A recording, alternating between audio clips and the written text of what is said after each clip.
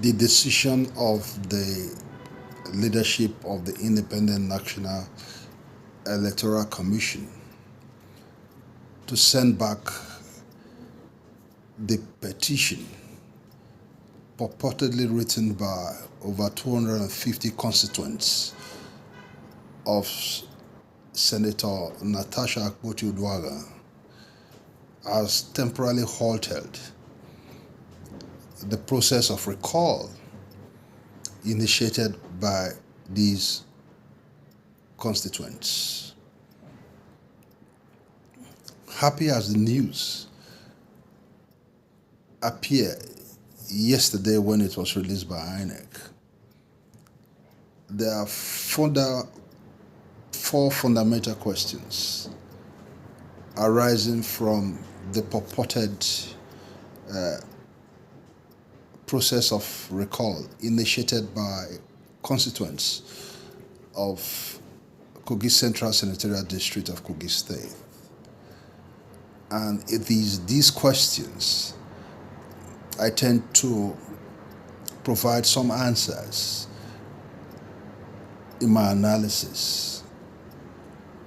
Question number one: what guarantees that the process will be successful and transparently conducted? My answers are in twofold. First, I'm sure a lot of you have seen videos in the public space which highlights the fraud that went into what I consider as an insidious attempt to recall a senator who, in the words of the youths of our country, the Gen Z generation, has been consistent in our workings and in our doings. I'm aware that over 50 constituents who were alleged to have signed the petition that was submitted to INEC have headed to the Federal High Court in Abuja, alleging that they were not consulted when their names were penned down, and the signatures attached to their names were fraudulently secured. For a constitutional process as germane, if not important, as the recall of a senator, one would expect that those behind the recall will pay some fidelity to the provisions of our Constitution, and more importantly, those aspects of the regulations of INEC that regulate a recall of senators in our country. And two, another important point, another important answer. For a body as INEC that many consider as an umpire that should not be partial in the process of conducting elections in our country, to have been implicated by the Court of Appeal in 2024, among other things, alleging that INEC was involved in inflation of results that were returned for the APC in the Kogi Central Senatorial elections of 2023, to the extent that 53,000 votes were added to the total figures garnered by APC. And the fact that in 3 PUs in Ajaokuta local government, the very local government that became contentious at the Election Petitions Tribunal and also the Court of Appeal, that over 33,000 votes of Senator Natasha were slashed, raises questions about the integrity and transparency of INEC, and for Section 68 to heap the responsibility of conducting a referendum on recall is a matter that Nigerians will have to deal with. Question number 2: is there a possibility of violence breaking out if at the end of the day INEC chooses to conduct a referendum? My answer is yes. I say this because of the octane nature of our politics, the very fierce competition that attends politics in our country.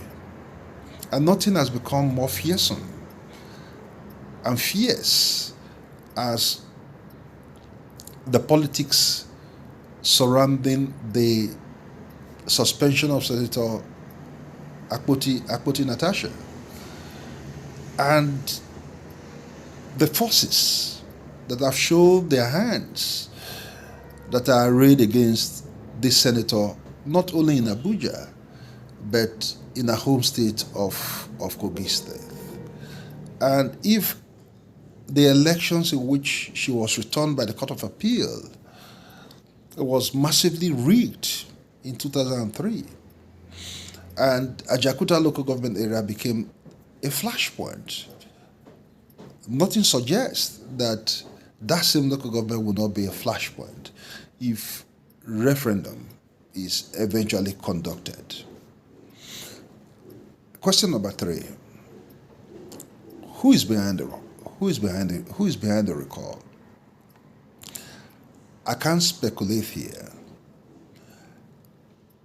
but one thing that is clear to Nigerians is that forces who do not like the politics of Senator Natasha are behind a recall.